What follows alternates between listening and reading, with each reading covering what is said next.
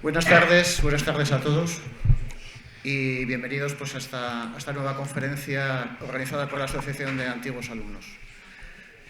La verdad es que hoy es un día en el que nos sentimos especialmente afortunados. Primero porque el tema de la conferencia es un tema candente, un tema que nos interesa a todos, importante para todos independientemente de la edad que tengamos, ¿no? Es algo que nos espera en el futuro, si Dios quiere, pues que es el tema de las pensiones. Y el segundo motivo de lo que digo que somos afortunados es por contar con la presencia de Ángel de la Fuente. Pues bueno, no necesita presentación. La verdad es que es una figura en todo el tema de la economía y en ese tema en concreto, ¿no? Entonces, la verdad es que tenemos una suerte de poder contar con él para abordar este tema. Y agradecemos también pues, a Ignacio Prendes que se brindó a glosar la figura de Ángel. Y sin más, pues bueno, yo creo que lo que deseamos todos es escuchar a Ángel, aprender y saber lo que nos espera en el futuro con las pensiones. Y bueno, y muchas gracias por aceptar la invitación de venir a darnos esta conferencia. Bueno, muy bien, gracias.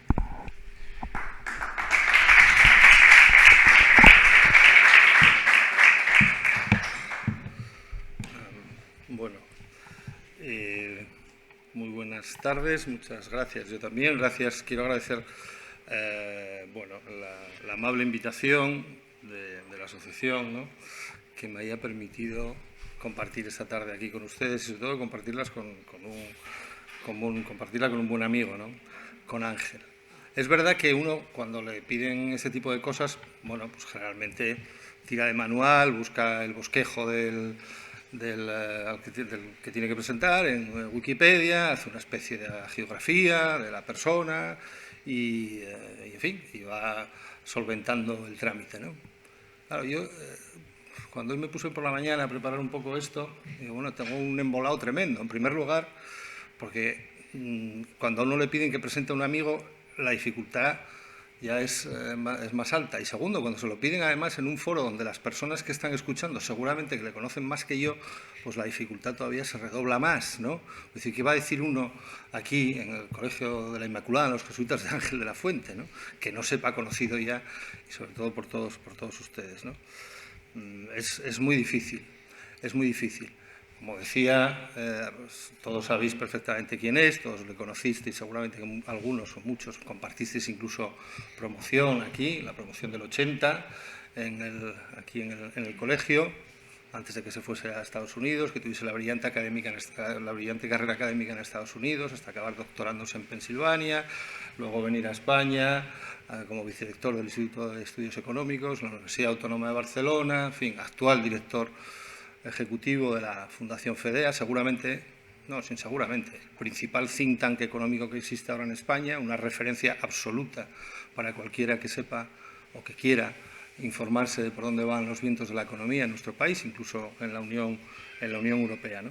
Pero yo sí me gustaría compartir voy a tutearos, somos más o menos de la misma edad, sí quería compartir con vosotros una reflexión, bueno, que me permite un poco la figura de Ángel y el conocimiento que tengo de él, ¿no? Y es hacer una reflexión sobre la necesidad del compromiso político, y lo digo entre comillas, compromiso político de los científicos sociales. Ángel es un científico social, evidentemente. Y cuando digo compromiso político, me refiero al compromiso con el entorno, el compromiso con la sociedad, el compromiso con el mundo en el que viven, ¿no? Y de ello Ángel es un ejemplo absoluto. Y es un ejemplo absoluto y en ese compromiso, en esa idea del compromiso, tuve la suerte de conocerle hace muchos años ya, ¿no? Y además le conocí ejerciendo su compromiso cívico, su compromiso también, académico, en uno de los territorios más difíciles, si no el más difícil que encuentra nuestro país en este momento, ¿no?, en Cataluña y en Barcelona. Yo había conocido a Ángel en el año, creo que fue el año 2008, en unas jornadas en Llanes, que le invité amablemente y, como siempre, respondió sin ningún problema. Y yo le invité porque le seguía, digamos, todos sus estudios sobre haciendas autonómicas, sobre economía regional, del cual es el principal experto que hay en nuestro país. y en aquel momento queríamos hablar sobre financiación autonómica. Y yo al grupo que organizaba aquellas jornadas les dije, solo hay una persona, la mejor persona que nos puede hablar de esta cuestión es Ángel de la Fuente, es gijonés y puede ser una ocasión para que alguien gijonés y de Marqués de San Esteban como yo pueda venir a Asturias. Y efectivamente contacté con él y se brindó amabilísimamente, como es él, a venir y compartir su magisterio, ¿no? Y sus conocimientos con nosotros. La segunda vez que yo encontré a Ángel, que me encontré personalmente con Ángel, a partir de ahí, pues, en fin, una amistad, una relación, fue ejerciendo otra vez el compromiso, y como les decía, probablemente en el lugar más difícil, y ejerciendo un compromiso suyo con la libertad. Y fue en la Universidad Autónoma de Barcelona, en un acto en el cual yo acompañé a Rosa Díez aquel día, y donde tuvimos que acabar refugiados en una clase, creo que más pequeña que esta, después de que nos protegiesen los guardias de seguridad, de recibir, en fin, escupitajos, de recibir una lluvia de insultos, de golpes y de todo tipo. Y en aquel ejercicio de libertad, porque de eso se trataba de decir, ¿por qué no puede hablar una persona en el templo de la palabra, en el templo de la libertad, que es la universidad? Aunque discrepes, ¿no? Aunque sean ideas muy diferentes las que vaya a defender. Bueno, ahí había un grupo de profesores muy pequeño, es cierto, muy pequeño, pero entre ellos estaba Ángel de la Fuente. Yo cuando entré en aquella clase en la que nos metieron protegidos para que en fin, para que nuestra integridad física no corriese más peligro, allí estaba en primera fila aquel compatriota gijonés que se llamaba Ángel de la Fuente en Barcelona, en su universidad, y seguramente nosotros marchamos luego protegidos por los guardias de seguridad y demás, y él se quedó a dar clases allí en aquel entorno tan difícil, ¿no? Y eso da idea de algo que les decía antes, que me parece que es absolutamente imprescindible, ¿no? Que es el compromiso con la libertad, el compromiso también con la verdad. Y esto es importante, porque otra idea de compromiso que me sugiere la persona de Ángel de la Fuente es su compromiso con la verdad. Si hay alguien que no se casa con nadie, yo creo que también eso es una característica muy gijonesa, muy asturiana, yo presumo de ello en Madrid por lo menos, es Ángel, ¿no? Voy a leerles un texto muy breve, no quiero extenderme más porque además él es el protagonista, ¿no? Pero que da idea de ese compromiso también con la verdad, ¿no? Y dice así: Ángel de la Fuente es el director ejecutivo de la Fundación de Estudios de Economía Aplicada y está considerado una eminencia en financiación autonómica. De hecho, este doctor en Ciencias Económicas por la Universidad de Pensilvania es el principal experto al que recurre el actual gobierno para calcular las llamadas balanzas fiscales. Ángel había hecho el primer estudio que se ha hecho en nuestro país sobre las balanzas fiscales a petición del Ministerio de Hacienda y lo había entregado yo creo que pocos meses antes, ¿no? También fue representante del Estado en el comité de expertos que estudió antes del verano la reforma de la financiación autonómica. Sin embargo, de la Fuente muestra independencia de criterio y en declaraciones a El Mundo descalifica desde el punto de vista técnico la nueva ley del cupo vasco para el periodo 2017-2021, presentada por el ministro de Hacienda, Cristóbal Montoro, tras el pacto con el PNV. Considera que las diputaciones vascas deberían pagar mucho más al Estado, solo siguiendo los propios cálculos del Gobierno, más del doble, aunque prefiere no proponer cifras concretas. También critica la falta de consistencia de los números que figuran en la norma porque aparecen mágicamente. Esto está publicado en El Mundo del 23 de noviembre del 2017, fue primera página del Mundo, y ese día, exactamente ese día, se debatía en el Congreso de los Diputados la nueva ley del cupo vasco para el periodo 2017-2021, como dice la noticia, a propuesta de Cristóbal Montoro, ministro de Hacienda, que antes le había nombrado experto en balanzas fiscales y experto en esa comisión de estudio de la financiación autonómica. Esto da idea de la libertad de criterio, del compromiso, como les decía, con la verdad y con el rigor también de Ángel, ¿no?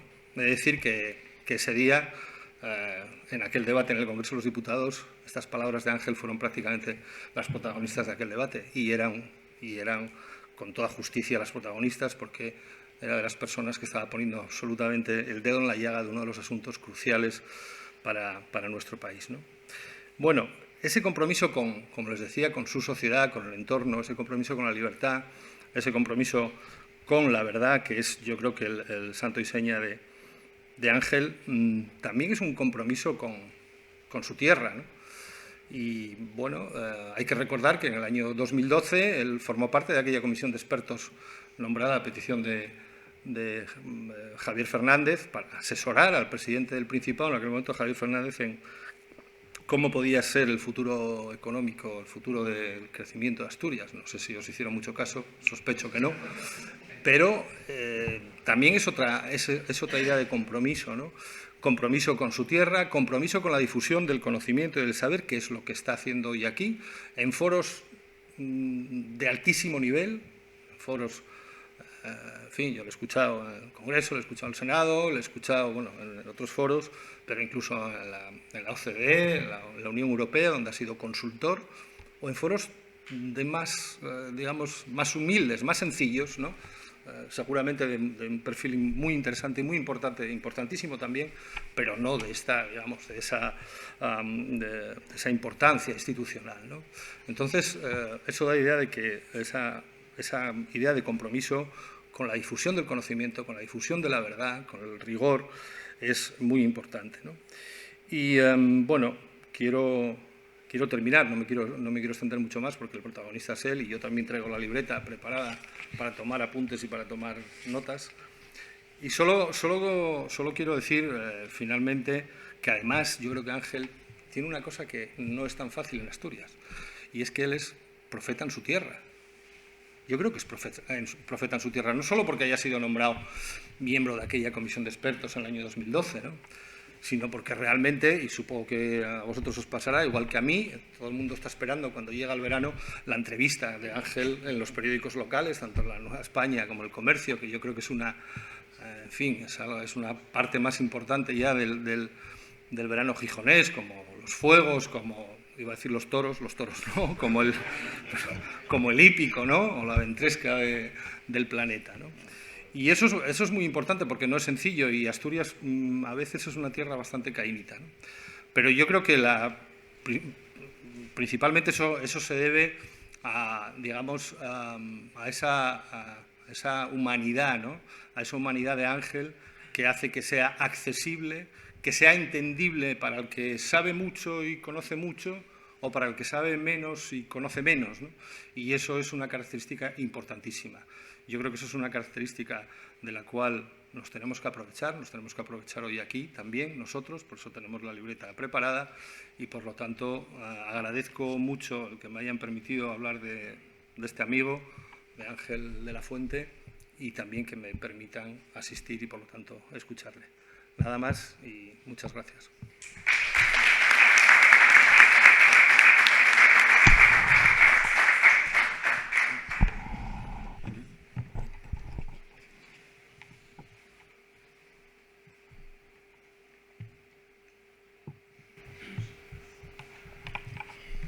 Bueno, mientras Víctor acaba de arreglar el ordenador, muchas gracias a la Asociación de Antiguos Alumnos por la invitación. La verdad es que siempre es un placer volver al colegio, pero las dos últimas veces que lo intenté, la verdad es que no fue muy bien la cosa. La anterior me rompí un brazo justo 3 días antes y no pude venir, y la otra llegué con una ronquera total, eso fue aquí. La otra última conferencia que di en el colegio, yo creo que no se oía nada, o sea que con esta vez estoy más o menos entero y agradezco la ocasión de volver a casa, porque esto realmente es parte de mi casa, ¿no? Fueron muchos años corriendo por estos pasillos y aprendiendo muchas cosas, ¿no? Entonces es un placer volver. Muchas gracias, Nacho. Luego te mando el jamón, la verdad es que Lo prometido es deuda, ¿eh? Y tanto me has hecho casi sonrojar. Me he traído las gafas, o sea que mejor me acerco a la pantalla. Bueno, tengo que hablar de pensiones. La verdad es que es un tema importante, es cierto lo que decíais antes, pero no es un tema muy agradable. O sea, las noticias no son especialmente buenas, pero bueno, mejor saberlo y ver qué se puede hacer que no esperar a que nos caiga el cielo encima como los galos de Asterix. Voy a intentar hacer varias cosas, ¿no? La primera es hablar de la situación del sistema público de pensiones en España. Empezando por el diagnóstico oficial que nos están vendiendo, y de hecho llevan varios años vendiendo, y no es solamente el diagnóstico oficial del gobierno actual, sino que es, de hecho, el diagnóstico del Pacto de Toledo, que prácticamente todos los partidos, incluidos Ciudadanos, bendijeron hace pocos años, y que es un diagnóstico, yo creo que profundamente equivocado. Por cierto, lo del Pacto de Toledo es verdaderamente preocupante, ¿no? El Pacto de Toledo surge con una misión positiva muy importante, que es, bueno, si hay que hacer cosas desagradables, las hacemos todos juntos y así nadie se la carga después, ¿no? Y eso tiene mucho sentido. Sin embargo, se ha convertido en lo contrario, se ha convertido en un acuerdo para no hacer nada desagradable cuando es necesario hacerlo. Por lo tanto, acaba funcionando al revés de lo que se pretendía. Bueno, ese diagnóstico oficial bendecido por el Pacto de Toledo y que guía toda la actuación del gobierno actual en materia de pensiones es muy sencillo y muy optimista. O sea, nos dice básicamente que no hay un problema de sostenibilidad del sistema de pensiones, y si hacemos bien las cuentas,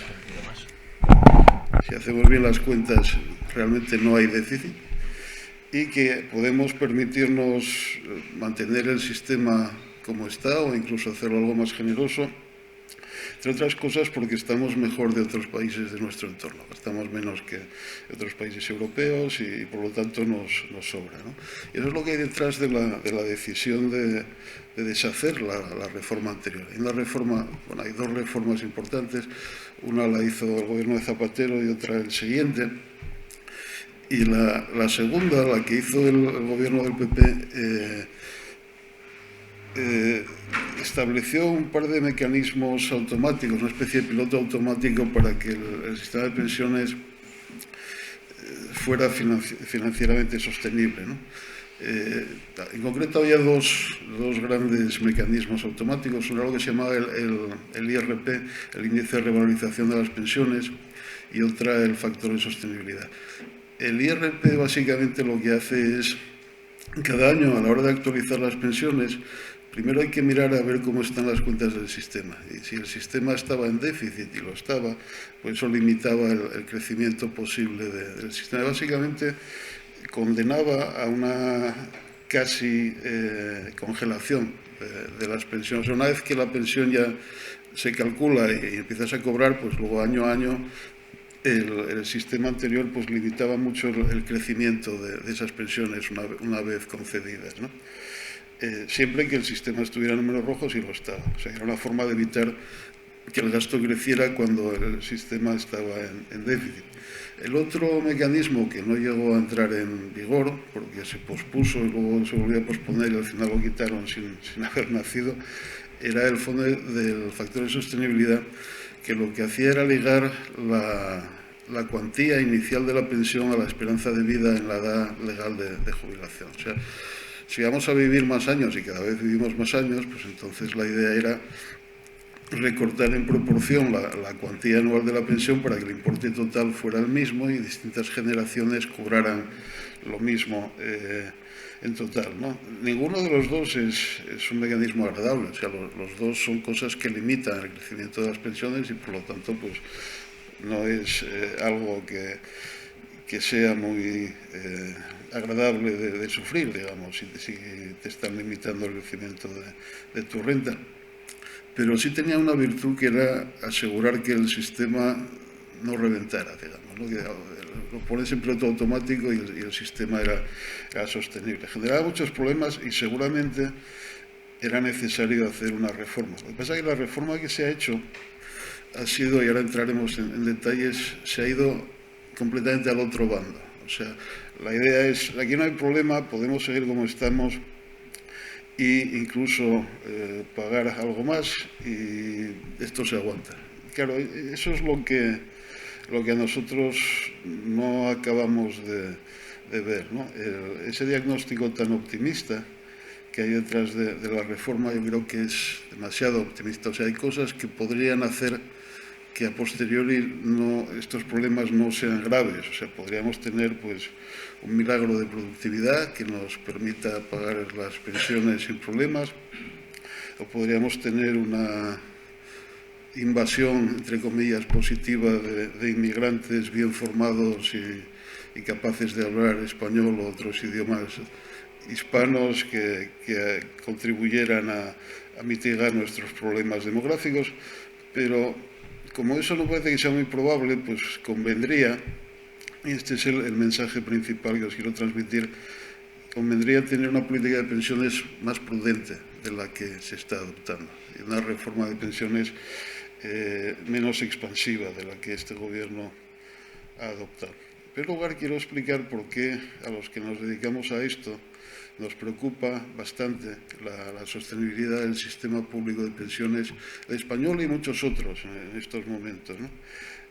Un sistema como el nuestro, un sistema contributivo en el que la gente mientras trabaja cotiza y ese dinero paga las pensiones de sus mayores y luego cuando se jubilan son sus hijos los que cotizan y financian las pensiones. Un sistema de ese tipo, la situación financiera del sistema depende muy directamente de dos factores. Uno es la demografía.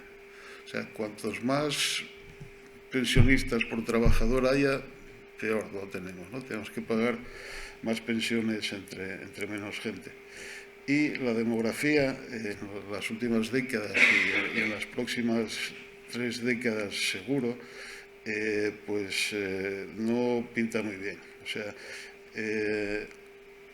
luego os enseñaré algún gráfico. Cada vez estamos en un proceso de envejecimiento rápido que va a hacer más difícil el sostener el sistema de pensiones y va a ir concentrando cada vez más la carga de financiar las pensiones sobre una fracción menguante de la población, que son los que están en edad de trabajar. El segundo factor fundamental es la productividad, tanto en su nivel como su tasa de crecimiento, ¿no? Si somos pocos pagando una pensión, pues si aunque seamos pocos somos muy productivos, es mucho más llevadero que si somos pocos y además poco productivos, ¿no? Y también la tasa de crecimiento de la productividad, además del nivel. Fijaros que en un sistema de contributivo de pensiones los ingresos del sistema dependen de los salarios de hoy. O sea, cuanto más alta sea la productividad, más altos son los salarios, más ingresos tenemos. Y los gastos del sistema, que son las pensiones, son básicamente una media de los salarios de los últimos 30 o 40 años. O sea, cuanto más rápido crece la productividad, mejor es la relación entre el salario de hoy y esa media de salarios de los últimos 30 años, más fácil es mantener ese sistema de pensiones, ¿no? Por ambos motivos, esos dos factores tan importantes a la hora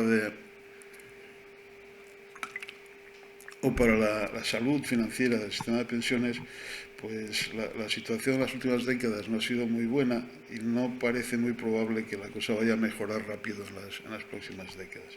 Déjame que os enseñe algunos gráficos.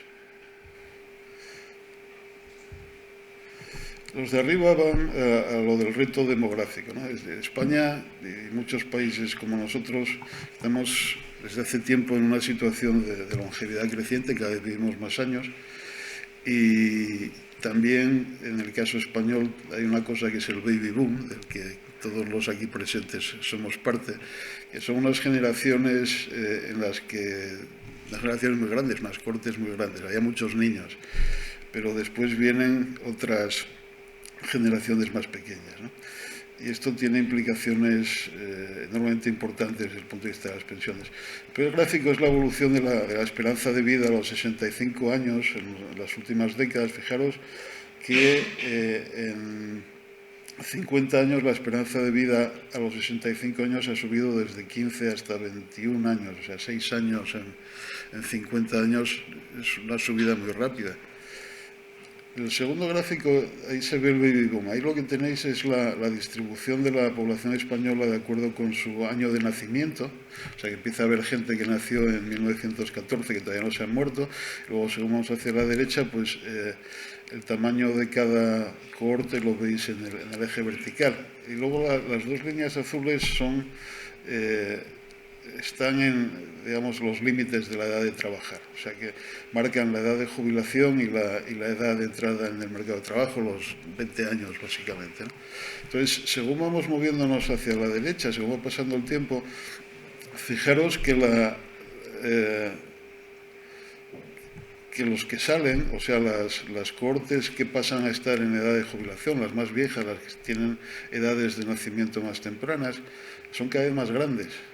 Y las que salen, las que entran, que son los jóvenes que están al lado derecho y tienen fechas de nacimiento más cercanas, son más pequeñas que las que salen. O sea que cada vez vamos a tener más gente en edad de jubilación y los que entran en la fuerza laboral para reemplazar a esos que salen son muchos menos que los que salen. Entonces, eso tiene una consecuencia inmediata, que es lo que muestra el tercer gráfico de arriba, que es un aumento de la tasa de dependencia. La tasa de dependencia es la razón entre las personas en edad de jubilación, 65 más, ahora 66 y pico y pronto 67, los que están por encima de esa edad de jubilación, comparados con los que están en edad de trabajar y además trabajando, en este caso. Entonces, bueno, pues de aquí al 2050 lo que vemos es que esa tasa de dependencia básicamente se va a duplicar. O sea, si ahora pagamos una pensión entre 3, pues en el 2050 la vamos a tener que pagar entre 1,5. Claro, si queremos pagar la misma pensión entre la mitad de gente que antes, pues habrá que cotizar el doble o habrá que rebajar la pensión o algo hay que hacer, ¿no? Porque lo que no podemos hacer es mantener el sistema igual que hasta ahora, porque no cuadran los números. O sea, o unos pagan más o los otros cobran menos y habrá que ver dónde queremos estar en esa línea. El gráfico de abajo habla del otro gran reto, del crecimiento de la productividad, y ahí lo que tenéis es la tasa de crecimiento del PIB a precios constantes, el PIB por trabajador a precios constantes a lo largo de los años, una media móvil de 5 años. O sea que en los años 60 teníamos unas tasas de crecimiento de la productividad muy altas, de orden del 6, del 5%. Con esas tasas de crecimiento de la productividad es bastante fácil mantener un sistema de pensiones. Sin embargo, esto ha ido bajando de forma muy rápida y en los últimos 40 años, pues la tasa de crecimiento de la productividad está en torno a entre el 0 y el 1%. Y con esto es mucho más difícil mantener el sistema de pensiones o cualquier otra cosa, ¿no? Esto se empieza a notar ya en las cuentas del sistema de la Seguridad Social. Aquí lo que tenéis es el saldo presupuestario de la parte contributiva de la Seguridad Social, o sea, de las pensiones contributivas, de las prestaciones contributivas distintas de las pensiones, en diferencia.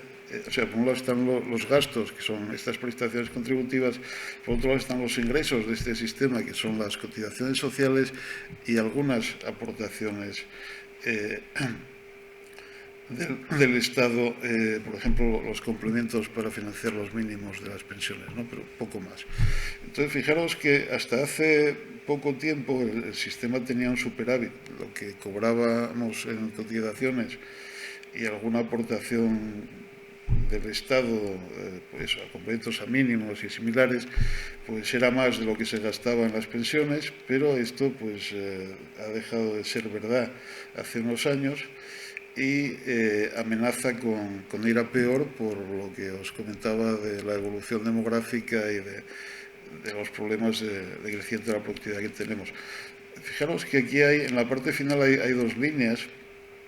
Hay una línea azul y otra naranja, digamos, ¿no? Porque ahí hay una trampa, digamos, ¿no?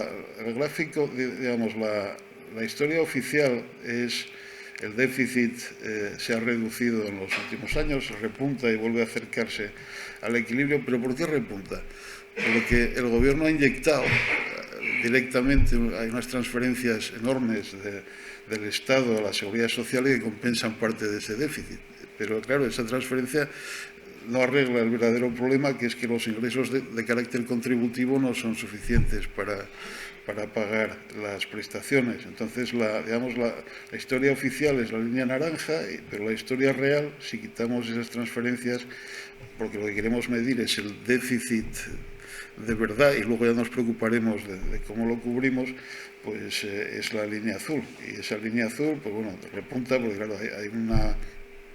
En 2020, con el COVID, la verdad es que es un año muy atípico y ahí, pues lógicamente, el déficit se dispara.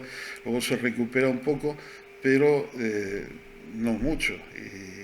Y todo apunta a que ese déficit real del sistema de pensiones contributivo va a empeorar en el futuro. O sea que sí que tenemos un problema. Parte de la historia oficial es que no hay un problema, porque en realidad lo que pasa es que la Seguridad Social está pagando muchas cosas que no debería pagar. Y entonces, si tenemos en cuenta eso y descontamos esas cosas que no debería pagar, de ahí las transferencias estas del Estado, pues entonces el problema desaparece, ¿no? Pero cuando uno mira esas cosas que supuestamente la Seguridad Social no debería pagar, hay una que sí, que es cierto, ¿no? Que son todas las reducciones de cotizaciones que se ofrecen para estimular el empleo, ¿no? Eso es una subvención al empleo, eso no lo debería pagar la Seguridad Social en forma de una reducción de las cotizaciones, eso está bien que lo pague el Estado y ninguna objeción. Pero claro, el resto sí que son gastos propios del sistema de pensiones.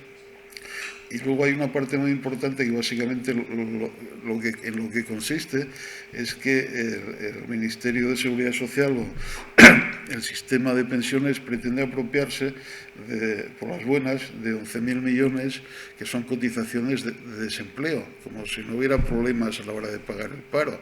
Entonces, hay una pequeña parte que es cierta, que son cosas que debería pagar el Estado, del orden de 2.000 millones, pero los otros 20.000 que nos dicen que son gastos impropios, pues son gastos tan propios como los gastos de funcionamiento del sistema, la prestación contributiva por nacimiento y cuidado de hijos, o sea, que son cosas que son parte del sistema contributivo, ¿no? O sea que nuestra conclusión, muy a nuestro pesar, porque ojalá tuviera razón el gobierno en esto, es que sí que hay un problema de verdad en el sistema de pensiones, que ya se nota en forma de un déficit apreciable de más de 2 puntos de PIB, la diferencia entre el gasto contributivo y los ingresos contributivos y los complementos a mínimos, y ese déficit además pues todo hace pensar que va a crecer bastante en el futuro, ¿no?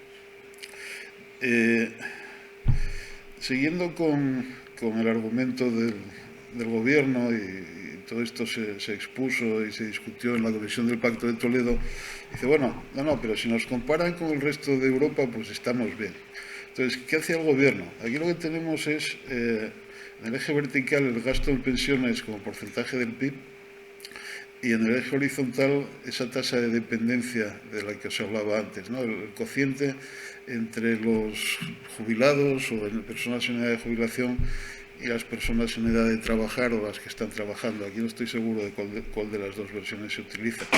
Entonces, el gobierno cogía, España es el cuadradito verde, el gobierno cogía los rombos rojos, que son países europeos seleccionados, y decía, bueno, fijaros que nosotros somos de los que menos gastan en pensiones, por lo tanto tenemos margen para gastar más sin que pase nada.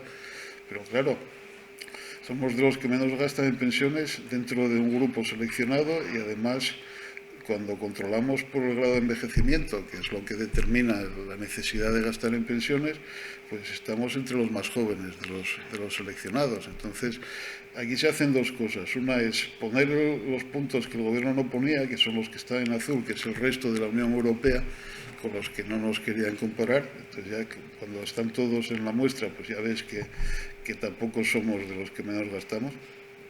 Y luego hacer una regresión, o sea, que esa recta negra de trazo continuo es una recta de regresión que nos describe la relación, digamos, normal, ordinaria, entre grado de envejecimiento y gasto en pensiones, y nosotros estamos 2 puntos por encima de donde deberíamos estar en base a nuestro grado de envejecimiento. O sea que, dados los jóvenes que somos todavía en relación a muchos países europeos, pues deberíamos gastar, si fuéramos como todos los demás o fuéramos un promedio de los demás, deberíamos gastar 2 puntos menos de los que ahora gastamos. Y luego esa recta de regresión la subimos al nivel de España, que es la línea de trazo discontinuo, nos dice que cabe esperar en el futuro según nos vayamos haciendo más viejos. O sea, que nos desplazaríamos a la derecha a lo largo de esa línea discontinua, y esto nos pondría, cuando tengamos el grado de envejecimiento de los países, de los triangulitos rojos que están a nuestra derecha, nos pondría pues con un nivel de gasto tirando hacia arriba, digamos, no de los más bajos. O sea que no es muy comparable esta historia de que estamos bien comparados con el resto de Europa. Lo que sí es verdad es que comparados con el resto de Europa, pues tenemos un sistema de pensiones, y cuando digo esto normalmente la gente me mira raro, pero tenemos un sistema de pensiones muy generoso en términos relativos, que es la forma en la que hay que verlo. O sea, en relación con los salarios que pagamos, las pensiones españolas son muy altas. En términos absolutos no, pero porque los salarios españoles son más bajos que la media europea, porque la productividad española es bastante más baja que la media europea, no porque aquí se hagan cosas raras con los salarios. Entonces, aquí hay dos indicadores de generosidad del sistema.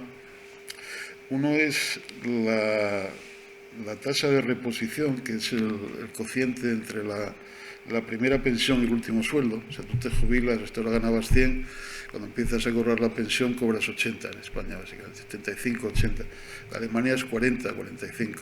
En muchos países es más bajo. El otro indicador es la tasa de prestación, que es el cociente entre la pensión media y el salario medio.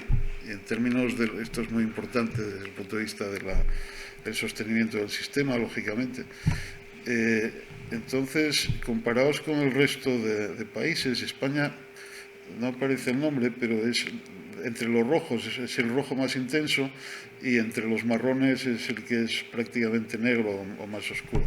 Entonces estamos entre los países más generosos en términos de ambos indicadores. O sea que no estamos bien en términos de gasto, y no estamos, sí estamos bien, pero todo tiene su coste. En términos de la generosidad del sistema, lo ideal sería poder ser muy generosos, pero claro, esto hay que pagarlo. Entonces,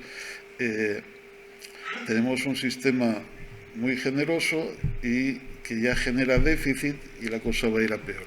O sea que la conclusión de que hay un problema que deberíamos intentar arreglar, yo creo que es inescapable, ¿no? Que no, por mucho que uno se empeñe en camuflar el problema, está ahí, y habría que pensar qué hacemos. Entonces, en vez de pensar qué hacemos, os voy a contaros ahora lo que se ha hecho y por qué nos preocupa, ¿no? Llevamos 2 años, desde el 21 hasta hace un par de semanas o 3, introduciendo cambios en el sistema público de pensiones. Esto lo podemos dividir en 3 fases, ¿no? Hay una primera fase a finales del 21, en la que lo que se hace es básicamente desmontar esos mecanismos de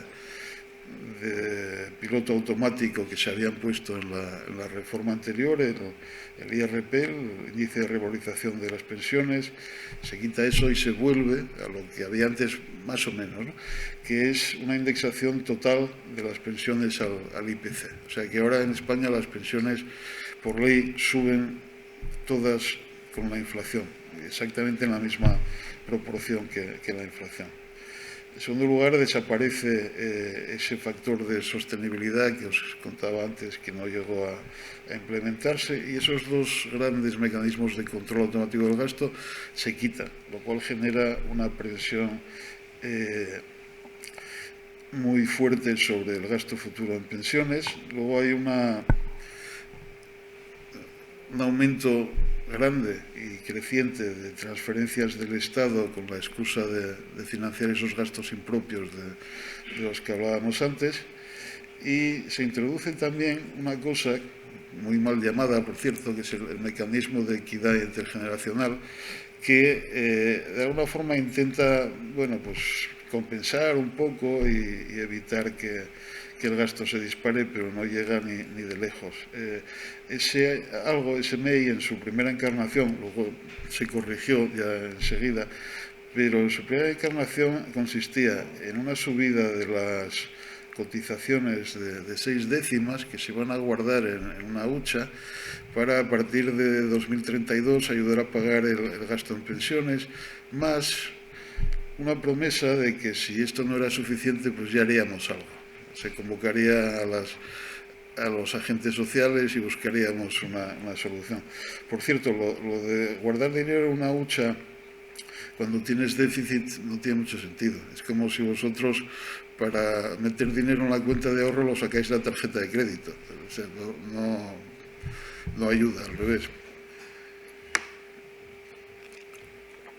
Esa fue la primera fase de la reforma de pensiones. Luego hay una fase intermedia en la que hay cosas variopintas que tienen relación, pero que en principio no son centrales, aunque el gobierno se apoya mucho en ellas. La primera, y es una medida que yo creo que tiene bastante sentido en sí misma, son incentivos a la prolongación de las vidas laborales, o sea, intentar que la gente trabaje más tiempo, ¿no?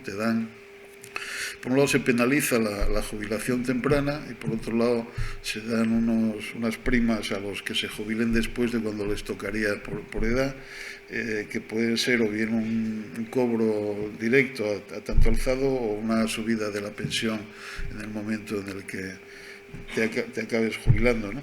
Y esto con la idea de prolongar las vidas laborales. Y como digo, me parece que es una medida que tiene todo el sentido del mundo y que es positiva. Otra cosa es que sirva para lo que después os voy a contar, que dicen que tiene que servir. Después se inicia un proceso de reforma del sistema de cotización de los trabajadores autónomos. Los autónomos, seguro que aquí hay unos cuantos, hasta ahora tenían un sistema en el que básicamente, con ciertas limitaciones y complicaciones varias, podían escoger cuánto querían cotizar al sistema. Y, lógicamente, después la pensión reflejaba esa decisión de cuánto cotizar. Y, no sorprendentemente, la mayor parte de ellos eligen cotizar por la mínima y luego acaban teniendo unas pensiones bastante bajas, pensiones públicas. Seguramente con ese dinero que no cotizan, pues estarán invirtiéndolo en cosas que complementarán su pensión pública. Pero desde el punto de vista del sistema de pensiones públicas, pues ahí hay un problema, ¿no? Entonces, la idea es ir acercando el sistema de cotización de los autónomos al sistema general. O sea, que coticen por sus rendimientos reales o por sus rendimientos declarados a Hacienda e ir acercando eso poco a poco, ¿no? También es una cosa que a mí me parece en general bastante sensata. Luego han hecho una cosa que no tiene mucho que ver con el sistema público de pensiones, pero que también ayuda a complicar las cosas, que es, por un lado, intentar fomentar los planes de pensiones de empleo, de empresa, ¿no? Que una vez más me parece una muy buena cosa. En España tenemos, o sea, el peso de este pilar de las pensiones, del pilar empresarial, es muy inferior al que hay en otros países y está bien que se intente fomentar esto, pero lo han intentado hacer a base de cargarse los planes de pensiones individuales. Entonces, los incentivos, las deducciones en el IRPF que había por los planes de pensiones individuales, que seguro que muchos de vosotros tenéis, pues se han reducido drásticamente y a cambio, entre comillas, se han aumentado mucho en los planes de pensiones de empleo. Porque hay un problema, que es que no todo el mundo está en una empresa que tiene un plan de pensión de empleo. Entonces estás dejando desprotegida una parte importante de la población que ya no tiene un mecanismo que les ayude a ahorrar para complementar su jubilación. Eso es la fase segunda. Y luego la fase tercera, que se cerró, pues debe hacer un mes, y cierra la reforma, pues hace varias cosas, ¿no? Aquí la verdad es que todos esperábamos la primera fase de la reforma, esto de volver a la indexación con la inflación y quitar el factor de sostenibilidad, lo que hace es poner muchísima presión sobre el gasto en pensiones en los próximos 25 años, básicamente. O sea, que esto tira el gasto hacia arriba. Todos esperábamos que en la segunda fase de de la reforma se intentara compensar esto de alguna forma. El candidato más obvio, y de esto se habló mucho, era intentando alargar, aumentar el periodo de cómputo de la pensión, que es la pensión. ¿Cómo se calcula? Bueno, cuando tú te jubilas, cogen tu historial laboral, cuántos años, lo que cobras y cotizas cada año, y básicamente la pensión inicial es una media de las bases de cotización de los últimos X años, ¿no? Ese X es el periodo de cómputo. Como normalmente la gente empieza ganando poco y luego van ganando más, entonces cuanto más largo es ese periodo de cómputo, más pequeña es la pensión, porque te cogen años cuando eras joven y cobrabas poco. Entonces, lo que esperábamos ver en la tercera fase era, siguiendo con la tendencia de reformas anteriores, pues seguir alargando ese periodo de cómputo, lo cual ayudaría a controlar el gasto, porque ayudaría a reducir la cuantía de las nuevas pensiones que se vayan otorgando en el futuro, ¿no? Sin embargo, al final no se hizo esto. Al final se hizo una cosa que de hecho aumenta el coste de esto, porque se modificó el procedimiento de cálculo de la pensión, pero de una forma que durante un periodo transitorio de 20 y pico años tú puedes escoger entre que lo sigan haciendo como ahora o que lo hagan de una forma alternativa que tiene un periodo de cómputo más largo, algo más largo, pero a cambio de eso tú puedes escogerlo o descartar los peores años. Entonces, bueno, te cuentan más años, lo cual tiende a ahorrar, pero como puedes descartar los peores años, esto compensa a lo otro, y como además, si esto te sale peor que lo anterior, puedes mantener el sistema existente, pues esto, en vez de ahorrar dinero como se esperaba, lo que va a hacer es incrementar la cuantía de las pensiones y, por lo tanto, el gasto en pensiones. O sea, cuando el ministro intentó convencer a los sindicatos de que había que hacer algo así, pues le dijeron que Tururu ya había regalado todos los caramelos en la primera fase de la reforma, y ahora pues era muy difícil convencer a nadie de que aceptasen medidas dolorosas. Entonces, no contentos con esto, además, pues lo que han hecho es introducir mejoras que seguramente de una en una pues tienen sentido, ¿no? Son cosas.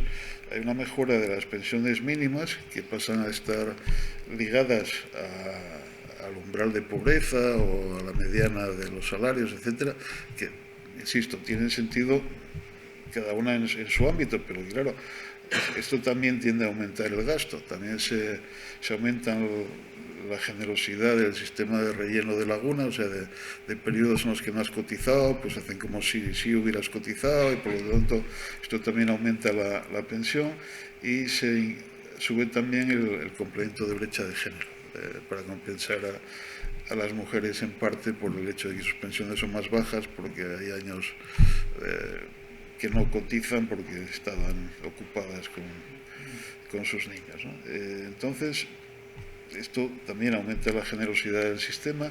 Y luego hay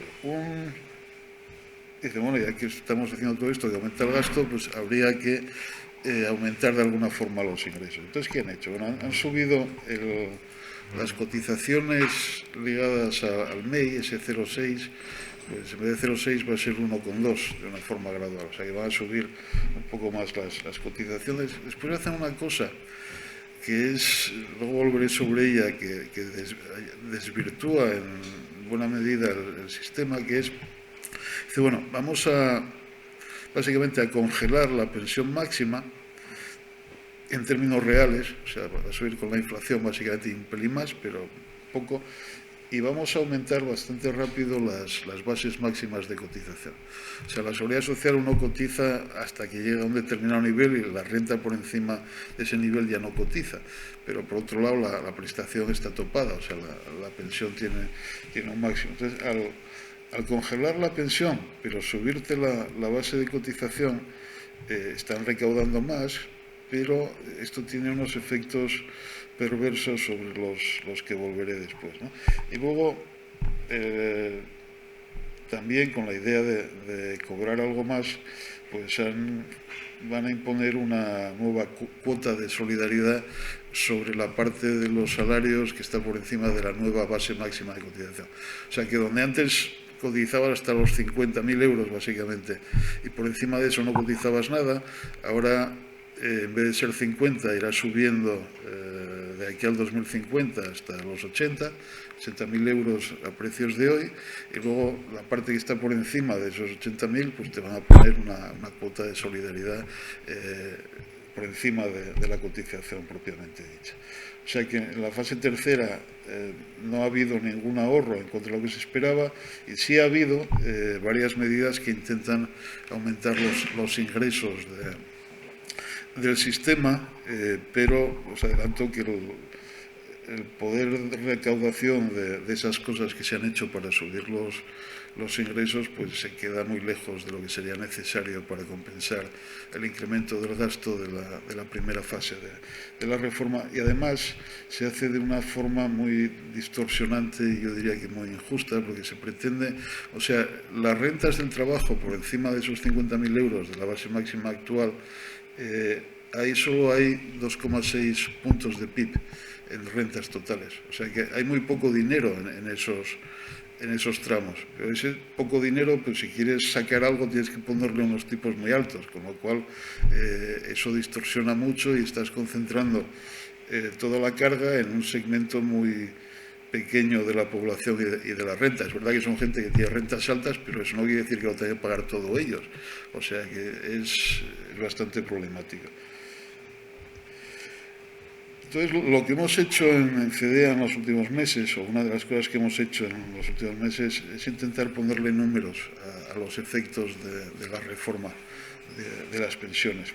Y el resultado se resume aquí, no entraré en detalles, os enseñaré algún gráfico, pero básicamente calculamos, o sea, por un lado están las proyecciones del Ministerio, que son las dos primeras columnas, y calculamos el efecto sobre los ingresos y los gastos del sistema de pensiones. Bueno, calculamos no, calculan ellos. O sea, la primera parte son las proyecciones del Ministerio sobre los ingresos y los gastos del sistema de pensiones, medida a medida, fijándonos por un lado en el impacto en el 2050, que es el peor momento desde el punto de vista demográfico, y por otro lado en el promedio entre hoy y 2050, o sea, los próximos 25 años en promedio. Están en un lado las estimaciones del Ministerio y en el otro las nuestras. Y no se parecen al final demasiado. Esto resume el cuadro anterior. Aquí lo que tenemos es el efecto de la reforma, de todas las fases de la reforma sobre las cuentas del sistema de pensiones, sobre el gasto neto del sistema. Entonces hay la fase 1, que es básicamente desmontar esos mecanismos automáticos. Aquí estamos de acuerdo porque básicamente ni el Ministerio ni nosotros discutimos el cálculo original de esto. O sea, hay un informe que hace la Comisión Europea cada 3 años, el informe de envejecimiento, que van haciendo predicciones de cómo se va a comportar el sistema en el futuro, y en el último informe de envejecimiento, como en España ya se veía que iba a pasar lo que pasó, de que iban a desaparecer esos mecanismos de control automático, en el propio informe de envejecimiento se calcula el impacto. O sea, hay una proyección base del gasto sin reforma, y luego hay una proyección nueva del gasto con esa parte de la reforma, ¿no? Con la fase 1 de quitar los mecanismos de control. Esa está hecha por buenos técnicos de la Comisión, con buenos controles, y en principio no hay motivos para discutirla. Según eso, eso corresponde a la línea azul. O sea que el desmontar esos mecanismos de control automático, pues se espera que aumente el gasto en pensiones como porcentaje del PIB en 3,5 puntos en el 2050, con la senda azul que veis ahí, y la nuestra es igual. O sea, eso lo compramos tanto el Ministerio como nosotros. Esto es la fase 1, ¿no? Desmontamos el control automático, esto tira del gasto mucho hacia arriba, son 3,5 puntos en el 2050 y del orden de 1,8 puntos, algo así, en promedio hasta entonces. O sea que esto es mucho dinero que va a aumentar el gasto como resultado de ese desmontar la última reforma de pensiones. Luego las diferencias vienen de las otras dos fases, y sobre todo sorprendentemente de la fase 2, de la fase intermedia. La línea verde son las estimaciones del impacto de la fase final, de ese decreto de hace pocas semanas. Y aquí, hombre, no estamos del todo de acuerdo, pero no hay mucha diferencia entre las proyecciones del Gobierno y las nuestras. Las diferencias, ¿de dónde vienen? Vienen de esa fase intermedia en la que hay dos cosas, que en principio no son elementos centrales del sistema, pero acaban siendo a estos efectos muy importantes. Esas dos cosas son los incentivos a posponer la jubilación y la reforma del sistema de cotización de los autónomos. Entonces, según los cálculos del Gobierno, esa fase intermedia, que es la línea negra, pues esto va a tener... No, perdón. La línea negra es el total, el neto. Es el rojo, la línea roja de los dos gráficos. Entonces, el del Gobierno, fijaros que la línea roja es negativa y cada vez mayor. O sea que estas dos cosas están generando un ahorro neto o unos ingresos netos crecientes y muy importantes que básicamente casi acaban compensando el incremento de gasto de la fase 1. O sea, según el Gobierno, según vamos convenciendo a la gente de que se jubile más tarde, con sus proyecciones de lo que va a pasar en este ámbito, más el dinero que les vamos a sacar a los autónomos, pues entonces básicamente pagamos la primera fase de la reforma de pensiones. Según nuestros cálculos, no. O sea, hay un ahorro transitorio bastante más pequeño de lo que estima el Gobierno que se acaba revirtiendo. ¿Por qué? Porque las dos cosas vienen con... O sea, si tú convences a alguien de que en vez de jubilarse hoy se jubile en 2 años, pues te ahorras este año y el que viene su pensión. Eso es un ahorro importante. Pero al tercer año, cuando se jubila, pues cobran 8% más de lo que hubiera cobrado antes. Entonces, según se va jubilando gente con este ahorro, pues las pensiones van creciendo y esto acaba comiéndose el ahorro inicial y, de hecho, acaba siendo más caro que el ahorro inicial. Con los autónomos pasa lo mismo. O sea, si forzamos a los autónomos a que coticen como cotizarían los del régimen general y se dejan, porque esta es otra, habría que ver, pues efectivamente van a pagar más en cotizaciones, pero después tendrán derecho a una pensión más alta. Y esto se notará dentro de unos años, ¿no? Entonces, la principal diferencia con los cálculos del Gobierno es en estas dos cosas.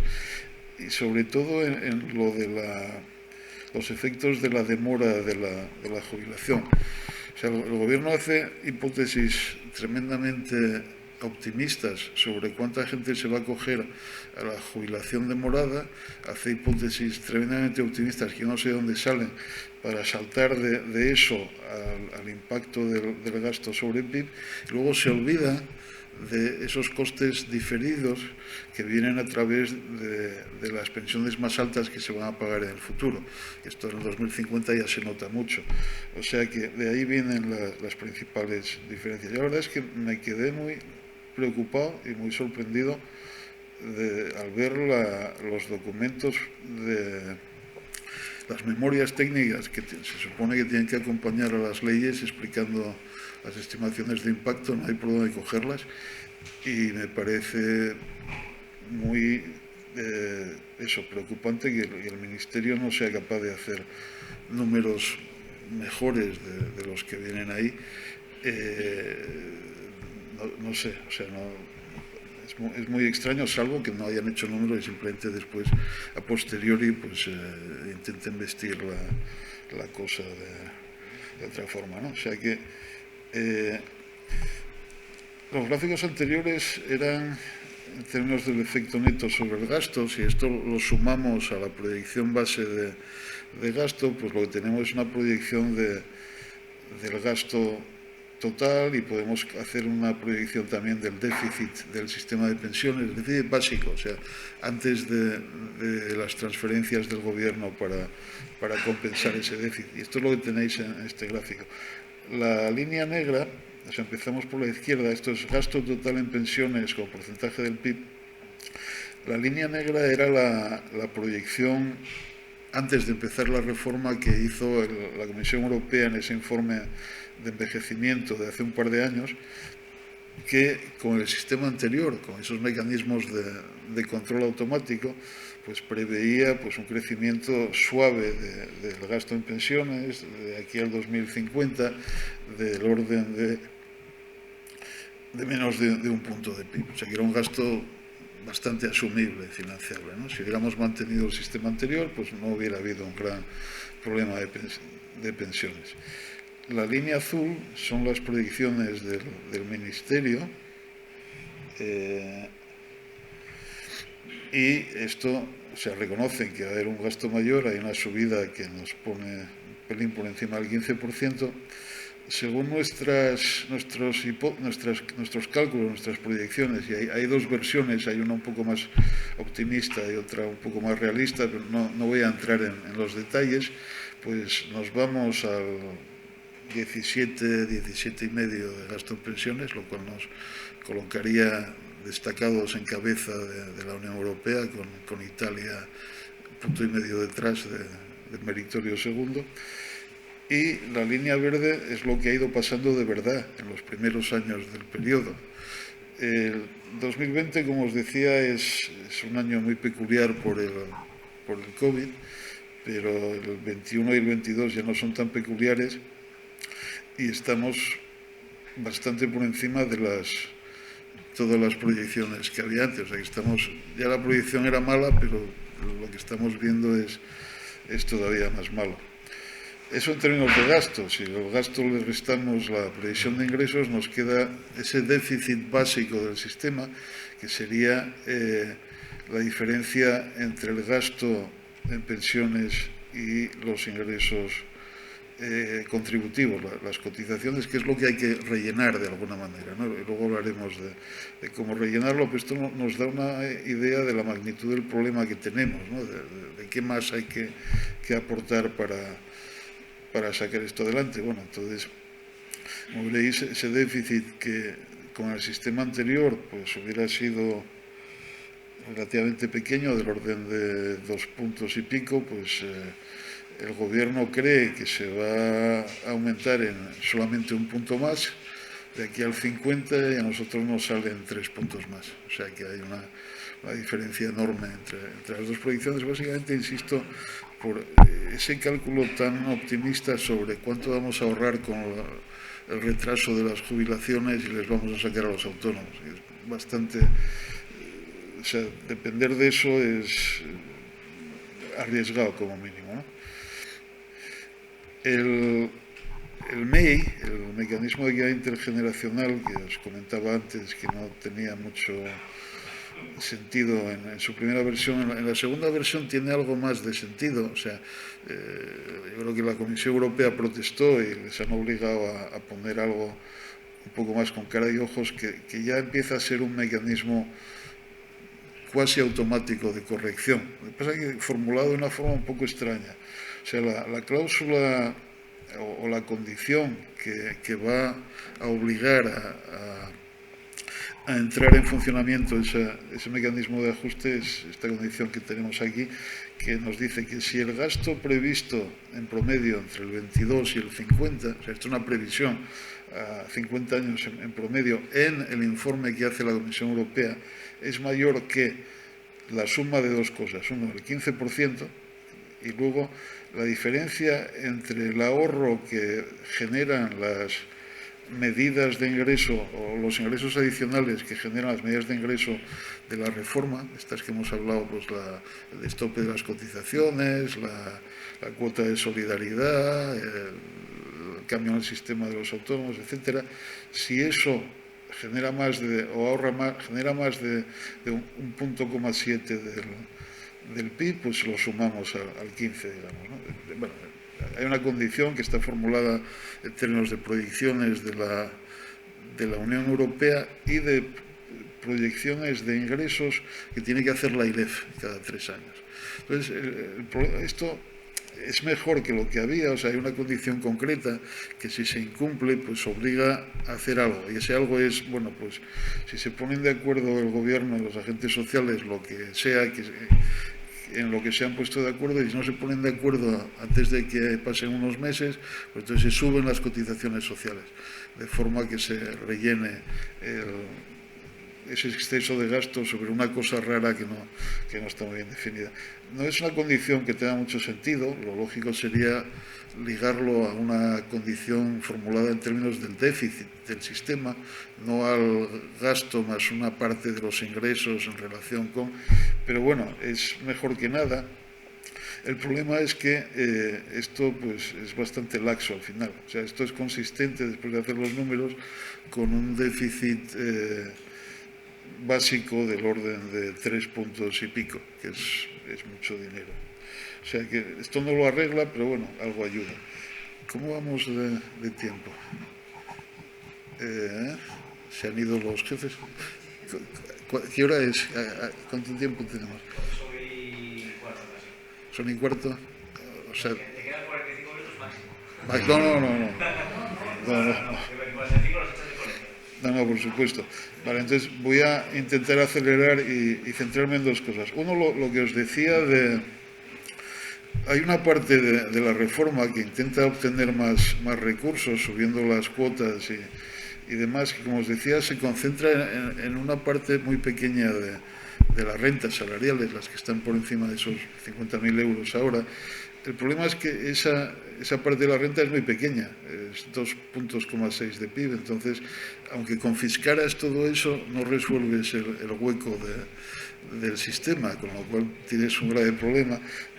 Por lo tanto, no llega, punto uno, y segundo, como se lo quieres cobrar todo a estos, pues entonces, de paso, te estás cargando la contributividad del sistema. O sea, fijaros que en un sistema de pensiones contributivo como el nuestro, las cotizaciones no son un impuesto, son compensación, salario diferido. O sea, hoy te quitan una parte de tu sueldo, pero cuando te jubilas te la devuelven en la forma de una pensión mayor.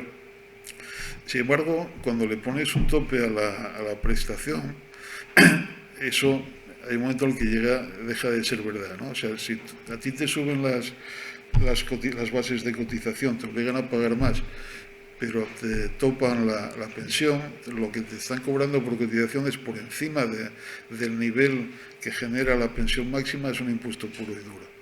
Y esto es un impuesto además muy raro, es un impuesto... estos son los tipos marginales efectivos calculados no sobre el salario bruto, sino sobre el coste laboral total. O sea, el salario bruto más la cotización empresarial a la seguridad social, ¿no? Ahí están el IRPF y el impuesto a la seguridad social, digamos. Esto es la suma de los dos, y la parte de abajo, ese escalón doble, ese es el impuesto implícito en esas cotizaciones por encima de lo que genera la prestación máxima. O sea que un problema con este impuesto es que, como os decía, es un impuesto muy raro, porque les estamos cargando un marginal del 30%, pero solamente a una parte de las rentas. Entonces, sumado eso al IRPF, pues nos encontramos con que los tipos marginales de gravamen se van al 60 o al 63% para intervalos de renta del orden de 80.000 euros o algo así. O sea, es verdad que son gente con rentas altas, trabajo muy cualificado, pero claro, un marginal del 60 y pico %, pues no es una cosa muy recomendable. Desincentiva, genera distorsiones, puede llevar a deslocalizaciones, etcétera, ¿no? Bueno, entonces ya una de las cosas que, o sea, pensando ya en qué se podría hacer y cómo mejorar esto, una cosa que creo que planteamos, que me parece que deberíamos pensar entre todos es, vale, o sea, tenemos un sistema de seguridad social que genera unas pensiones determinadas, tiene unos ingresos contributivos que ahora mismo y en los próximos 30 años no van a llegar ni de lejos. Tenemos que pensar, por un lado, en la generosidad de las pensiones que podemos pagar y, por otro lado, en cómo pagamos esa prima. O sea, si la sociedad española democráticamente elige subvencionar a los pensionistas para mantener un un grado de generosidad como el actual, aunque no lleguen los ingresos, pues muy bien, o sea, eso es una decisión política y la podemos tomar. Pero si la tomamos, tendríamos que pensar cómo financiamos esa subvención que no es pequeña, ¿no? Entonces, tal como se está haciendo ahora, básicamente eso se esconde. O sea, el gobierno manda unas transferencias, consigna unas transferencias en los presupuestos generales del Estado que la mayor parte de la gente no conoce, no entiende, no saben qué está pasando. Yo creo que sería importante que esa subvención que podemos decidir darnos se haga de una forma transparente y más equitativa, o se pague de una forma más equitativa. Entonces, ¿esto qué quiere decir? Bueno, primero que se vea, o sea, que la gente sea consciente de lo que estamos aportando para complementar la seguridad social, y segundo, que se reparta entre todos, no solamente entre los trabajadores que ganan más de 50.000 euros, en la parte en la que ganan más de 50.000 euros. Habría que repartirlo también entre gente que no tiene rentas del trabajo, pero sí tienen rentas de otro tipo, del capital o de la propiedad. El impuesto seguramente más justo que tenemos es el impuesto de la renta, el IRPF, ¿no? Entonces, si queremos financiar esa subvención de una forma justa, pues una forma de hacerlo, y que además tiene la ventaja de ser muy transparente, sería poner un recargo a la cuota estatal del IRPF, ¿no? Y que la gente, cuando hacen la declaración, vean que esa subvención al sistema de pensiones pues supone un recargo que puede ser bastante sustancial sobre el pago del IRPF. O sea, estamos hablando del tamaño del déficit de pensiones que nosotros proyectamos en la parte central del siglo, pues son hasta 5 o 6 puntos de PIB, y eso es básicamente el 100% de los ingresos estatales por IRPF. O sea que el recargo podría ser del 100%. Bueno, habría que bajar el nivel, pero luego te lo vuelven a subir. O sea que estamos hablando de una cosa muy cara, ¿no? Si queremos comprar esa cosa, pues de acuerdo, la compramos, pero por lo menos que se vea el precio y que se reparta el coste de una forma más o menos razonable. Luego, pensando en el futuro del sistema, ¿no? O sea, bueno, hemos decidido cargarnos la reforma del 13 sin medidas compensatorias, y esto pues genera problemas. Yo creo que el problema más importante que genera no es lo que se suele decir de que el sistema no es sostenible. El sistema es sostenible si nos empeñamos, ¿no? El problema es que se va a comer casi todo lo demás. Es tan caro, o sea, 6 puntos de PIB son mucho dinero, y si insistimos en mantener ese sistema tan generoso, pues nos va a quedar poco dinero para otras cosas, incluyendo sanidad, dependencia, educación, inversiones productivas, o nos van a tener que abrazar a impuestos a los que estén todavía en edad de trabajar, ¿no? O sea, que no es una situación agradable, pero insisto, yo creo que el riesgo no es tanto para las pensiones futuras, porque por razones políticas, o sea, ningún partido ha demostrado ninguna inclinación a pelearse con los pensionistas. Lo último que caerá serán las pensiones, o sea que lo más probable es que se mantengan las pensiones, que no haya un problema político para mantener la generosidad del sistema actual, sino que el riesgo está en el coste de oportunidad, en las cosas que no vamos a poder hacer porque se ha priorizado solo y exclusivamente las pensiones. Si no queremos hacer eso, tendríamos que pensar en qué hacemos, ¿no? En cómo buscamos un reparto más sensato de los recursos del Estado entre las distintas prioridades, y eso tendría que pasar por, yo creo que a largo plazo la opción más sensata que tenemos en materia de pensiones es ir a un sistema que se llama de cuentas nocionales, un sistema como el sueco.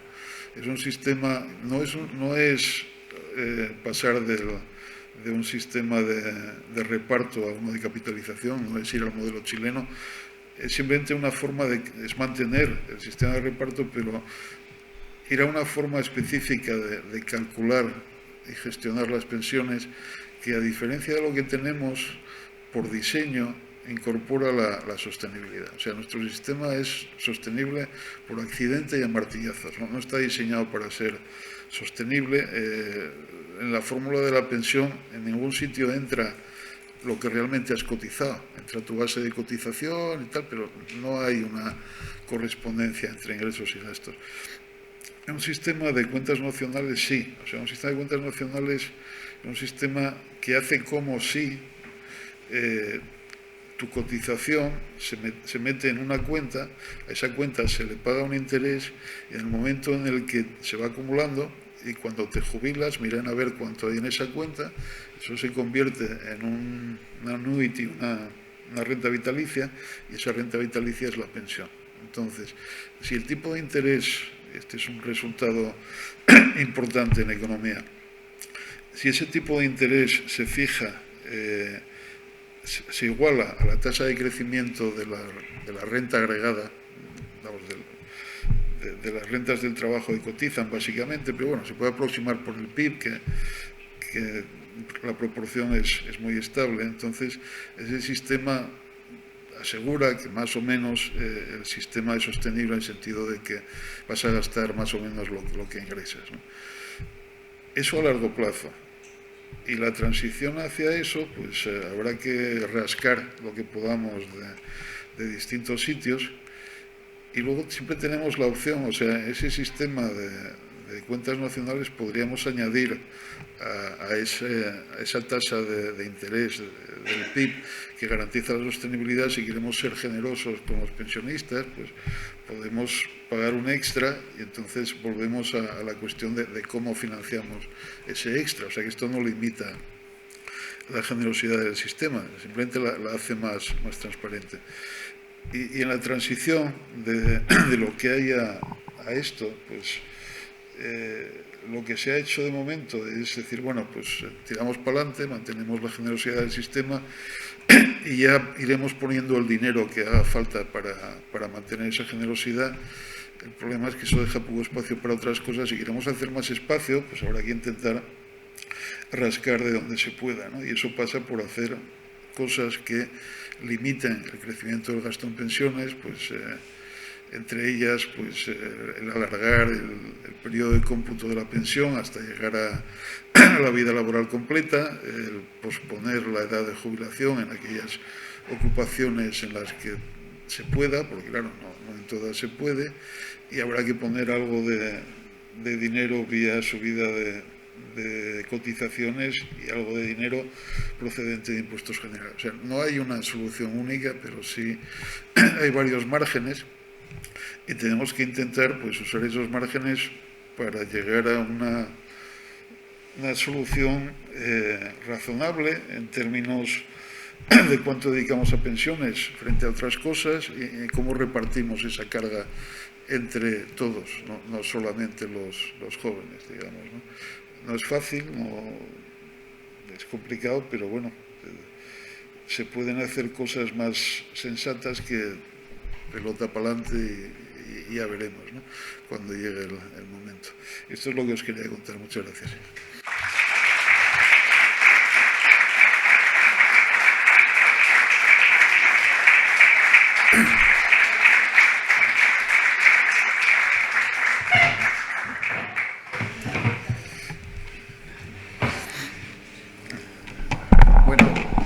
Muchas gracias, Ángel. La verdad es que fue una charla, se nos pasó el tiempo volando. Ya lo comentaba Javier, ¿no?, que el tiempo se nos estaba echando un poco encima, pero la verdad es que se nos ha pasado el tiempo rápido, porque además abordaste el tema de la economía, de las pensiones, que a veces se usan términos que para los profanos en economía nos cuesta a veces entender, y la verdad es que lo dijiste todo con una claridad que al final, pues bueno, es de agradecer.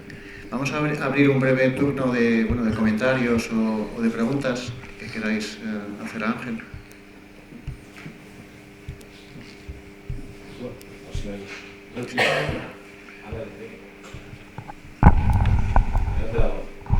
Muy fácil. Debe entender que el monto total del IRPF que recauda el Estado español viene a ser equivalente a lo que necesitas para pagar las pensiones. No, debe ser equivalente al déficit del sistema de pensiones que calculamos en torno a 2050. Vale, pero no puedes duplicar el IRPF. ¿Qué? No puedes duplicar el IRPF. No, bueno, ese es el punto. O sea, si insistimos en hacer esto, pues habrá que subir impuestos, que vendría a ser duplicar el IRPF estatal, o sea, quitando la parte autonómica.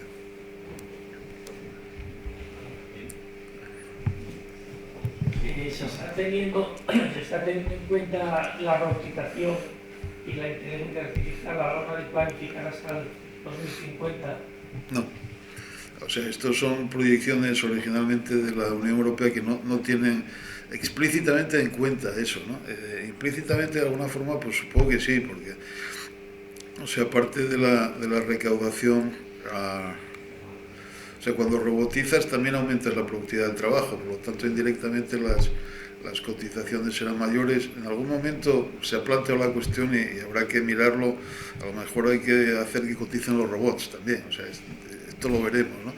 Pero bueno, o sea, las proyecciones a 50 años nunca son una cosa muy fiable, ¿no? Pero el ejercicio de intentar hacerlas te obliga a ver en qué dirección vas y te da una idea de los órdenes de magnitud de las cosas. O sea que es mucho mejor hacerlas que no hacerlas, aunque sabes que te vas a equivocar sin duda ninguna. Dos cuestiones. Primera, yo soy abogado, llevo 30 años cotizando a la teoría de la abogacía, ¿no? La reforma del RETA me afecta o va a afectar o en qué sentido. Esa es la primera pregunta. La segunda, cuando es una pregunta a futuro, cuando llegue la época de jubilación, ¿sería mejor coger el dinero entero o una renta vitalicia o cómo las dos cosas? A ver, la primera, confieso que no sé muy bien, o sea, la mutualidad de abogados es distinta de la seguridad social del RETA, ¿no? O sea, sí, yo me colegí hace 30 años. Yo me colegí que era los abogados no podíamos estar en el RETA, era obligatorio estar en la mutualidad. Luego, a los 26 años y cuántos, entonces cotizamos en la mutualidad. No deja de ser un plan privado de pensiones, pero... A eso no le afecta, pero ¿tenéis que cotizar también en el RETA o no? No, lo que pasa es que la modificación del RETA parece que nos va a afectar ahora a nosotros como abogados, como entidad. La modificación del RETA nos va a afectar a los abogados en la mutualidad de la abogacía. Digo, si sabes cómo nos puede afectar. No lo sé, no. Tan en detalle no entramos. La segunda pregunta, no sé si entiendo bien. O sea, estás hablando de... Tienes un plan de pensiones, entonces la cuestión es si lo rescatas en forma de renta o de... No, yo en mi caso, a los 67 te da la opción de o cobrarlo de golpe o una renta vitalicia hasta que se agote esa cantidad. Normalmente será la legislatura el impuesto que haya en ese momento. Sí, habrá que ver, porque últimamente cambiaron la norma de manera que penaliza mucho el rescate en forma de todo junto, ¿no? En forma de capital. Seguramente ahora no compensa hacerlo así, pero si vuelve a cambiar la norma, pues podría ser al revés. Yo quería hacer un comentario sobre las rentas no contributivas. O sea, la gente que no ha cotizado y que están cobrando una pensión y no cotizaron nada, pero eso, ¿por qué no lo tienen nunca en cuenta a la hora de buscar una solución al problema de las rentas? Porque es que aquí, en Asturias en particular, todavía sigue habiendo muchísima gente que no cotizó en su vida y que no va a cotizar en su vida y que va a cobrar igual o incluso más que los que cotizamos durante 30 años. No, más no. Bueno, digo más no, pero por ejemplo un autónomo que ha cotizado y que ha pagado, al final cuando cobra su pensión resulta que al final también va a tener que pagar un IRPF y los otros no van a pagar un IRPF y sí van a cobrar la pensión. Bueno, pero a ver, varias cosas. Esas pensiones no contributivas, primero, no están en lo que hemos hablado hoy, o sea, no es parte del sistema de seguridad social contributiva, eso se paga directamente con impuestos.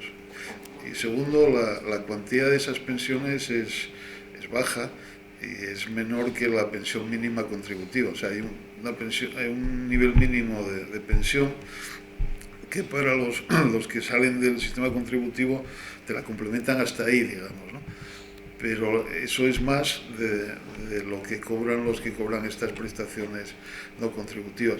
Se supone que son para casos, a ver, gente que no tiene otra renta, son mayores, pues tampoco o sea, tiene lógica. El problema que yo veo es que hay muchísima gente que no quiere entrar en el sistema de cotizar. Bueno, yo eso lo dudo más, ¿no? O sea, esta gente viene de atrás, son gente que ya son mayores, que muchos a lo mejor fueron mujeres que no entraron en el mercado laboral, puede haber algún caso de vagos, digamos, ¿no? Que entiendo por dónde vas tú, pero no creo que sean muchos. No, es que también hay otra cosa que tampoco se contempla, que es aquel que lleva no sé cuántos años, su última etapa laboral, está en el paro y resulta que cotiza más, estando de alta. Eso es complicado, porque o sea, el paro te mantiene la base de cotización que tenías cuando estabas trabajando y con un tope, entonces... Pero digo, a partir de los 60 años, sí, aquellos que se quedan en paro, sí, resulta que la cotización es por 1.500 euros cuando ellos están percibiendo 500 al mes, pero realmente la base de cotización es otra y se le suma a... Bueno, pues te mantienen la base que tenías cuando estabas trabajando. O de los 54, sí, pero eso a mí me parece ya no que ser muy espléndido, sino me parece un disparate. Sí, bueno, o sea, hay un montón de cosas discutibles y tal, pero cosas de este tipo al final no son muy importantes cuantitativamente. O sea, ni las pensiones no contributivas, ni estos complementos raros, al final, dada la magnitud del gasto en pensiones, son relativamente poca cosa. O sea que seguramente hay muchas que habría que arreglar, pero no nos van a sacar de pobres. Las cuentas, la posibilidad de empezar a utilizar cuentas nacionales no sería un buen incentivo, sobre todo para los autónomos, para ir sabiendo realmente. Yo creo que el desconocimiento que hay en la sociedad en general del tema de las pensiones es absoluto. Por razones, no más allá del 20% de la población debe de saber que la mayoría de las pensiones salen de las cotizaciones empresariales. Con lo que yo pagué, no pagas nada más que un 10%. Las cuentas nacionales no ayudarían a mejorar la cultura financiera y de alguna manera incentivar que el sistema sea más posible. Sí, y no solo eso, también son más flexibles, o sea, te permiten escoger tú cuando te jubilas, sabiendo, y es más transparente. Sí, o sea, tienen muchas ventajas y una es esa que tú dices. Lo que ocurre es que será difícil de implantar, digamos, por la dificultad técnica, ¿no? No, será difícil de implantar porque la tasa de rentabilidad implícita que ahora paga el sistema es bastante más alta que el crecimiento del PIB. Entonces, esto es una rebaja de las pensiones, digamos, ¿no? Y luego hay una prevención absurda, pero que existe, que es que cuando hablas de cuentas nacionales, la gente interpreta que estás hablando de privatizar el sistema y de ir a un sistema de capitalización y además privada. Y como todo lo privado es malo, pues entonces hay mucha resistencia. Pero bueno. ¿Una pregunta más?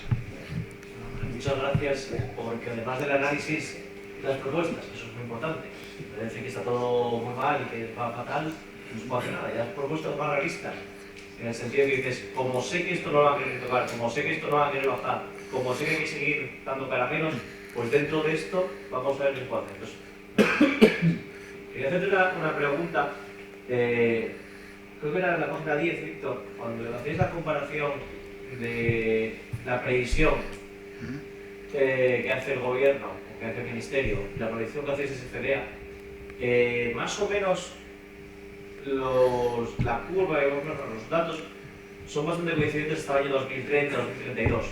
Y es ahí donde os separáis totalmente, donde divergen totalmente. Y luego me explicas los motivos, pues no sé si por generosidad o por bueno, porque me gusta pensar bien. Dices que bueno, que no sabes muy bien de dónde sale esto, que aquí parece que esto sale de dónde te dice dónde viene este análisis, etcétera, etcétera.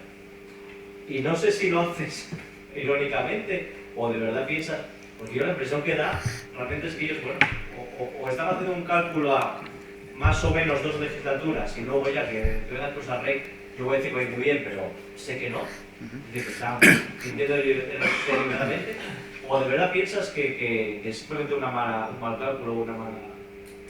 Yo no sé qué pensar y no sé qué prefiero.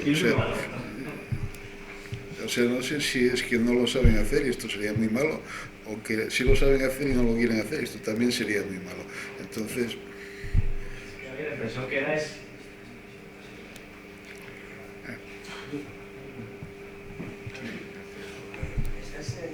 A mí me ha quedado muy claro lo que has explicado sobre las pensiones, pero lo miras como un ente independiente, ¿no? Dentro del Estado. Pero el Estado hoy día es sostenible. Siempre sí, claro que sí. Tal y como está sostenible, con la deuda que tenemos. Sí, el Estado es sostenible y el sistema de pensiones también es sostenible. O sea, pensiones habrá públicas seguro. Otra cosa es la cuantía, ¿no? Y el Estado, pues sí, también es sostenible y además esperemos, porque sin Estado tendríamos un problema muy grave. Pero, o sea, ¿tú lo ves sostenible con la misma organización que hay hoy? Bueno, en algún momento habrá que ponerse a ajustar las cuentas por algún sitio. O sea, sí, hay un problema de déficits. Tenemos un stock de deuda muy alto y tenemos un déficit también alto, estructural y muy pocas ganas de recortarlo. Pero bueno, en algún momento espero que alguien responsable llegue al gobierno y empiece a meterle mano a esto, ¿no? O sea, seguramente habrá que subir impuestos, pero también habría que controlar el gasto del sistema, y el primer sitio donde mirar es el sistema de pensiones, porque son casi 200.000 millones al año. O sea que esto es mucho dinero. La cantidad de gente que actualmente no trabaja, no produce, pero sí cobra un subsidio del Estado, ¿no serviría para ajustar un poco ese desajuste? No digo que tengamos que poner todos a trabajar en un presidio, pero de alguna manera incentivar que la gente no esté en los 2 años, no para una familia y a ver se jubile, sino que busquen un trabajo, que no estén ahí y luego trabajando en vez, que es poco. Sí, o sea, ¿Esa cantidad es significativa o tampoco van en un sitio? Depende cómo lo definas, ¿no? A ver, tenemos una tasa de paro oficial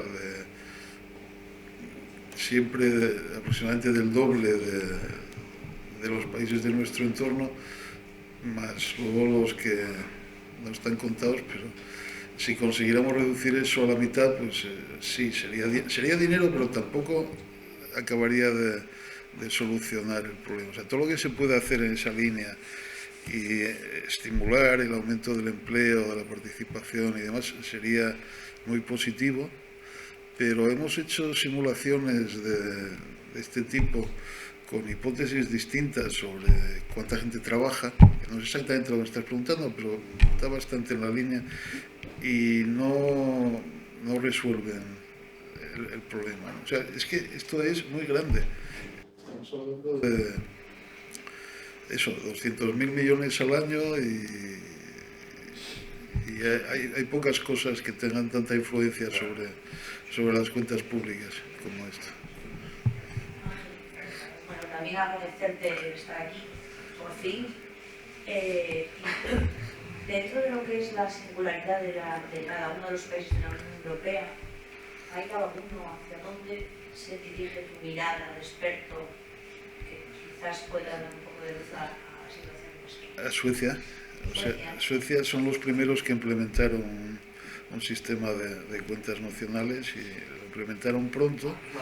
Sí, Sí, digo que Suecia fueron los primeros que implementaron un sistema de cuentas nacionales, lo hicieron pronto y se han evitado muchos de los problemas que casi todos los demás tenemos. Bueno, también tienen problemas, pero es distinto. Para los profanos, una definición fácil de cuentas nacionales.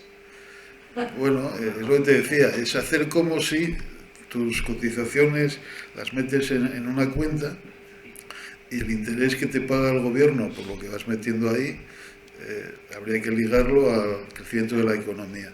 Entonces, cuando te jubilas, miras cuánto hay en tu cuenta y eso lo conviertes en una renta vitalicia y eso es tu pensión, ¿no? Entonces, hay un nexo directo entre lo que te van sacando de la nómina y vas viendo cómo crece y lo que metes y lo que después tienes para cobrar en forma de pensión. Es más transparente, es más visible, te hace más responsable, pues vas viendo cómo evoluciona la cosa. Ahora hay gente que hasta que no se jubila no saben cuánto van a cobrar, ¿no? No tienen una idea muy clara de cómo funciona. Yo llevo muchos años jubilado.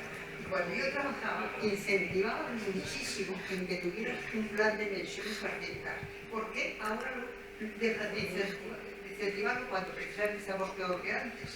Sería lo lógico incentivar en esos planes particulares a tener un complemento a una pensión más exigua, ¿no? No lo entendí nunca. Pues yo tampoco lo entiendo. O sea, la verdad es que es un...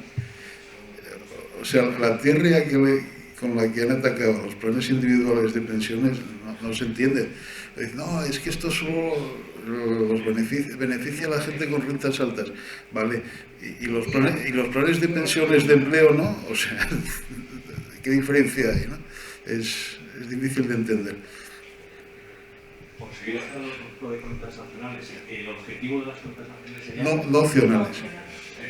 Sería terminar tu ahorro. Estás teniendo ese ahorro al Estado, el Estado te lo gestiona, te da rentabilidad y cuando tú jubiles tienes que tienen más la rentabilidad.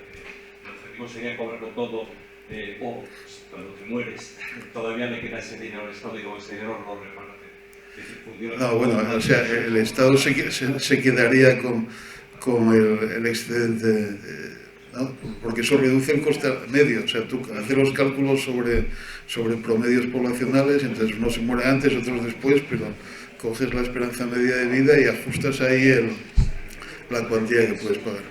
De todas maneras, si no se hace soñar atentos únicamente informativos, es porque no interesa hacerlo. Es una estadística que podemos tener cada uno, igual que entras a pedir tu vida laboral, las SS, puedes hacer también de exención.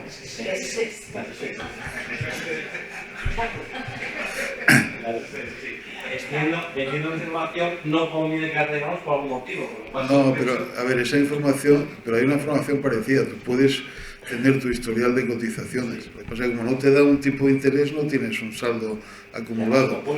Sí, claro, pero porque no existe el tipo de interés nocional, digamos, ¿no? Entonces, por eso no... No sea muy difícil implementar eso, es nueva estadística. No, porque tienes que ponerle un tipo de interés. O sea, la estadística es cuántas cotizadas solo tienes. O lo puedes buscar. El privado sí, claro. Difícil no es. Los privados funcionan. Es un tema ideológico. No, o sea, es distinto porque el privado, o sea, te van a pagar en función, ahí existe realmente un tipo de interés y vas viendo cómo se acumula y luego cobras lo que sale de ahí. Como el sistema de pensiones nuestro no funciona así, porque no te dan un interés en los saldos acumulados, pues tampoco tienen por qué calcular una cosa que además no sabrían cómo hacer, porque no saben qué tipo tendrían que aplicar. O sea, que yo ahí no veo mano negra, veo que el sistema es distinto. Bueno, lamentablemente se nos echa un poco el tiempo encima, entonces tenemos que dejarlo aquí. La verdad es que quedamos con ganas de más. Bueno, agradecerte nuevamente pues bueno, la conferencia que nos has dado. La verdad es que hemos tomado buena nota. Bueno, optimismo relativo, ¿no? Pero bueno, hemos tomado buena nota. Te agradecemos eso, la charla. Agradecemos a Ignacio también que amablemente te ha presentado. Os agradecemos a todos vuestra presencia aquí.